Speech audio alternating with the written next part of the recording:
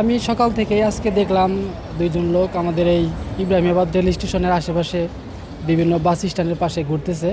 তাদের মেয়ে নাকি 1.5 মাস যাবৎ হারিয়ে গেছে। তো টাঙ্গাইলের বিভিন্ন bus stand, CNG stand, rail লাইনের এই পাশে তারা হাঁটতেছে ছবি নিয়ে। তো আপনারা যদি কেউ সন্ধান পেয়ে থাকেন এদের সাথে যোগাযোগ করার জন্য অনুরোধ করা হলো, বা আমরাও যদি কোথাও দেখি তাদেরকে আমরা জানাবো। আমি আজকে হচ্ছে এই যে টাঙ্গাইলের যমুনা সেতুর পাশে যে স্টেশনটা আছে এখানে হচ্ছে আমি এসে বসেছিলাম। তো হুট করে দেখি এরকম আপনারাই নিউজ করতেছেন দেখলাম। তখন পরে ওই যে আন্টিটা মানে যার মেয়ে হারাইছে উনি হচ্ছে বসেছিল। পরে আমি জিজ্ঞেস করলাম, দেন পরে জানতে পারি যে আমার এলাকার। তো আমি তো শুনে অবাক। আর এই মেয়েটা তো অনেক ভালো, মানে মেয়েটা অনেক ভালো একটা মেয়ে, কিন্তু মেয়েটার হচ্ছে একটু প্রতিবন্ধী, কথা বলতে পারে। আমার মনে হয় যে ওকে যদি জিজ্ঞানো যায়, মানে জিজ্ঞেস করা যায় যে বাসা কোথায়, আমার মনে হয় বলতে পারবে। হ্যাঁ, মেয়েটা অনেক ভালো ছিল। তো আমি শুনে আমার খুব খারাপ লাগছে।